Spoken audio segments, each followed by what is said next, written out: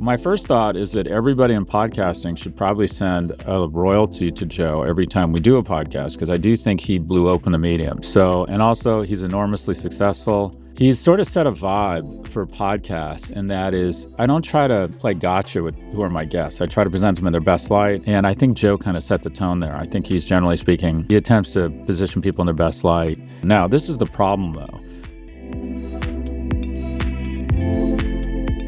In today's office hours, we discuss Joe Rogan's dominance, my year-end takeaways, and the secret to building a great team. Question number 1. I have not heard these questions. Our first question comes from SpongeBob Spackpants. That's what we love about Reddit. And they say, Scott, have you entertained or been approached about going on Joe Rogan? I think your message would actually resonate a lot with him and his audience. What are your thoughts on Rogan? My first thought is that everybody in podcasting should probably send a royalty to Joe every time we do a podcast, because I do think he blew open the medium. And also he's enormously successful, good at what he does. He's sort of set a vibe for podcasts, and that is podcast culture, I think, is a little bit more gentle, and I try and practice this.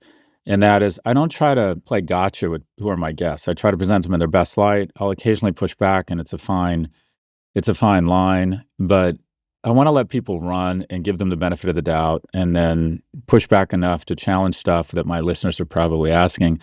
But I don't want to be a food fight. I don't want to be Abby Phillips or Fox and like trying to call people out for a TikTok moment. I don't do that. I'm not looking for sparks. And I think Joe kind of set the tone there. I think he's, generally speaking, he attempts to position people in their best light. I think it was a huge mistake for Vice President Harris not to get down there. She should have taken the bus down there if needed, and it would have saved her 3 weeks of going on CNN, MSNBC, and Fox for 3 hours. This is actually legitimate. It would have taken her, she would have had to go on those programs 3 hours a night on cable news for 2 weeks to match the exposure that Trump got on Rogan. Now, this is the problem, though. And this is, quote unquote, my issue with Rogan, is that he will bring on Sanjay Gupta to talk about the COVID vaccine, and then he'll bring on some fucking quack and create a false equivalence and create a scenario where people start questioning the legitimacy of whether or not, or the veracity of the statement that this quack, who's been debunked and basically had his licenses removed, of saying that mRNA vaccines alter your DNA. And I feel Spotify and Joe didn't match the size and influence of his platform to fact-checking. And the reason I have not gone on Rogan, nor will I go on Rogan, nor will I ever be invited on Rogan. Basically, everyone like me has been invited on Rogan. And the reason why I have not been invited on Rogan and will not accept an invitation, which is not coming, is during COVID, I pulled down all of my podcasts from Spotify. And the reason for doing that was I lost someone who I cared a great deal about to COVID. And they had decided, along with their girlfriend, that they were part of this anti-vax narrative. I think they were misinformed. I think they were influenced by media that was spreading misinformation. And I think the manosphere did an especially good job of hip checking or creating as false equivalents or not being very honest about what the science said. And also, we got it wrong. When I say we, America got it wrong. There was some narrative that was just false, or just it became that you couldn't trust institutions anymore. First saying that, no, you don't need masks. Oh, no, everyone has to mask. Oh, you won't get COVID with this vaccine. No, you would get it. You were just likely not going to die from it if you got it. Anyways, this person close to me was an anti-vaxxer, came down with COVID, series of really unfortunate circumstances. I don't know if it was poor health care, but this was someone who should not have died of COVID. Long story short, was on a ventilator, took him off the ventilator, thought he was getting better, crashed and died. And then approximately 7 months later, his girlfriend killed herself and left an orphan boy. And this has been obviously difficult for a lot of people. And I want to be clear, I don't hold any platform or any podcaster responsible for the death of an individual around COVID. But I do hold Spotify and Joe responsible for not, again, matching their fact-checking and their fidelity to the truth around really sensitive issues as their platform has grown. For me, it's very much a mixed bag. I don't think he's a malicious person. I think everybody on the medium owes him a great deal. But I do think Spotify and Joe were reckless with other people's health and created unwittingly greater death, disease, and disability than was necessary. Well, that got serious fast. Support for the show comes from Chime. If time is money, then using a clunky, outdated online banking platform could be costing you. Chime gets that. Chime isn't just another banking app. They're changing the way people bank. They unlock smarter banking for everyday people with products including MyPay, giving you access to up to $500 of your paycheck anytime and getting paid up to 2 days early.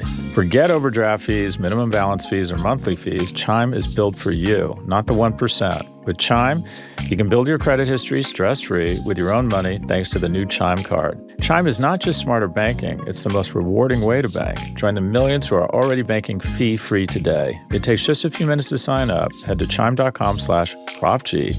That's chime.com/Prof G. Chime is a financial technology company, not a bank. Banking services, a secured Chime Visa credit card, and MyPay line of credit provided by the Bancorp Bank N.A. or Stride Bank N.A. MyPay eligibility requirements apply, and credit limit ranges $20 to $500. Optional services and products may have fees or charges. See chime.com/fees info. Advertised annual percentage yield with Chime Plus status only. Otherwise, 1.00% APY applies. No min balance required. Chime card on-time payment history may have a positive impact on your credit score. Results may vary. See chime.com for details and applicable terms. Question number 2 also comes from Reddit. Natural Swimming 294 asks, "Hi Scott, with the year coming to an end soon, what would you say are some of your highlights and what didn't go as planned?" So I'll start with professionally, what went really well. My book came out as the #1 New York Times bestseller. Notes on Being a Man. That was very exciting. It was a lot of work, and it culminated in that, and that was very rewarding. I had never hit #1 before. I've hit #5, but I'd never hit #1, so that was really exciting. The live tour for Pivot was really rewarding. We did 7 cities and 7 nights. Live podcast, who would have thunk it? I wouldn't have thought people would show up for a live podcast, but it was really nice to meet people and quote-unquote engage with the fans. We hosted about 15,000 people across 7 venues. So those were sort of, I think, the professional highlights. We've hired some really good people. Our business is strong, so professionally things are going well. On the downside professionally, I didn't make that much money this year. I usually make a bunch of money from investments, and this year I invested in a Bitcoin treasury company, and most of my stocks have just been flat. So I think I got spoiled making a lot of money, and it feels like this year everyone's making money but me. So that's kind of disappointing, although why the fuck do I care? I have enough money. It hasn't changed my life, but still it weighs on me mentally when I'm not making good money. See above, addicted to money. So that's sort of, I guess, the net of my professional life. Personally, look, the worst thing that happened, my father passed away a few months ago. Not surprising. 95, lived a very robust, kind of the American dream. I had, like many people, a kind of a complicated relationship with my father, and him passing stirred a lot of those emotions, and I was just sad for him. But that was obviously, now, my only family really is my sister by my dad's 3rd marriage, other than my own kids. That was difficult, as it should be. The best thing, I'm trying to think, the highlight personally for the year was I did a college tour with my oldest, and it was just me and him, and over like 10 days, we went to 7 cool little towns ranging from Evanston and Madison to Chapel Hill and Charlottesville. It was just so nice. We'd check into these little weird hotels, grab dinner, and then do a school tour in the morning, and it was just really rewarding for me to spend that much time with him, and also very, what the term is, melancholy, or not sad, but this little kid who used to bomb into my room in the morning on the weekends and crawl in bed with me and then wake up and say, "Dad, let's make a plan," is now, 6'1" and walking around, Northwestern's campus asking questions about their biology department. It's both incredibly rewarding and quite frankly sad. And I like the notion that kind of grief and anxiety are the receipts for love, and I'm feeling some of that.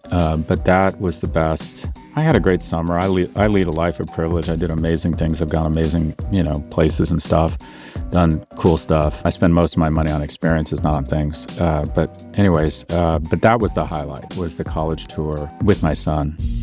Support for the show comes from Grunz. The holidays are a time to indulge, but even if you're eating more than you typically do, you might not be getting the nutrients you actually need to end the year on a high note.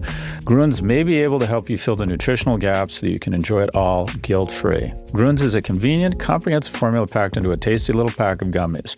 This isn't a multivitamin, or greens gummy, or a prebiotic. It's all of those things and then some at a fraction of the price.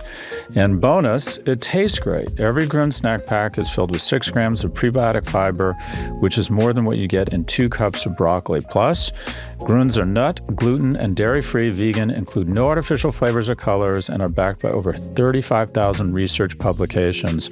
Don't let the holiday travel, hosting, parties, and late nights set you back. Give yourself a little extra support so you can enjoy all the holidays magic. Get up to 52% off with code Prof G at gruns.co. That's code Prof G at gruns.co. Welcome back. Our final question is from Dan. Hey Scott, Dan here from Melbourne, Australia. You often say that greatness is in the agency of others, and I was wondering if you could share some advice on how to find those others. I imagine you have no shortage of high-quality applicants wanting to join your teams now, but what advice would you have for small businesses that are just starting out? In a saturated job market, how can a small business without much reach attract truly great people? Oh, hey, Dan from Melbourne. I just decided I'm going to be the mayor of Melbourne, Australia. I think I could move. I think I'd be big in Melbourne. So look, it's easy to say that the team is everything, right? Team with best players wins. Greatness is in the agency of others. But then the question becomes, well, how do you find great people?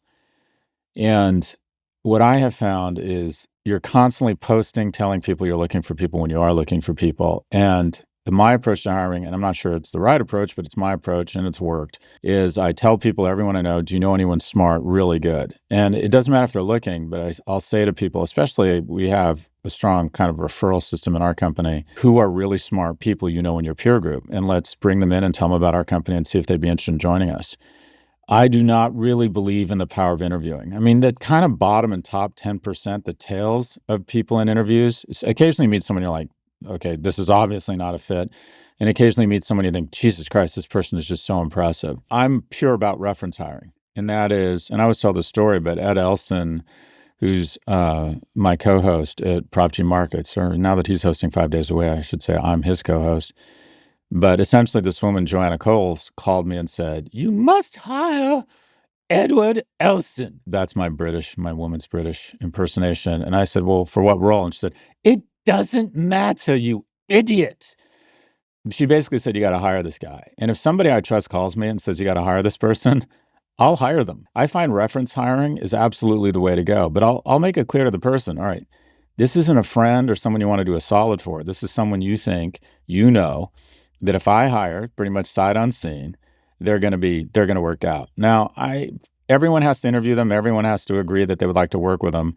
But for the most part, if I get a really strong reference hire from someone who either works with us or someone I trust, that person has got kind of an 80, 90% lock on the job, because I find reference hires are absolutely the way to go. So what do? You spread the word that you're looking for people. You don't wait for people to call you. You find really good people, and then you ask to meet with them, and you just get on their radar. Hey, this is what we're up to. If you ever want to know more, we have a lot of respect for you. We've heard you're great. And also, when you do find good people, the only way to get them to act like owners is to make them owners. I usually give away equity, and then I will plot a path for them. I think young people want to come to work to learn and to develop economic security for them and their families. So the best reference hires for people looking to join, whether I should join this firm, is I'll talk to the people at the firm or the people who used to work there. And I'll sit down with an employee after they've worked out for a year, and I'll say, okay, this is the strategy for the company. This is our strategy for you. This is where you'll be in 3 years professionally, from a position standpoint, a responsibility standpoint, and also a financial standpoint. And just be very explicit. And sometimes it works and sometimes it doesn't. But knowing that, A, you demonstrate excellence and that you want them to win is very intoxicating for them. At Prof G Media, I think we have 25 or 30 people now. And I think we've had maybe 1 or 2 people leave voluntarily. That's all for this episode. If you'd like to submit a question, please email a voice recording to officehours@profgmedia.com. Again, that's officehours@profgmedia.com. Or if you prefer to ask on Reddit, just post your question on the Scott Galloway subreddit, and we just might feature it in an upcoming episode.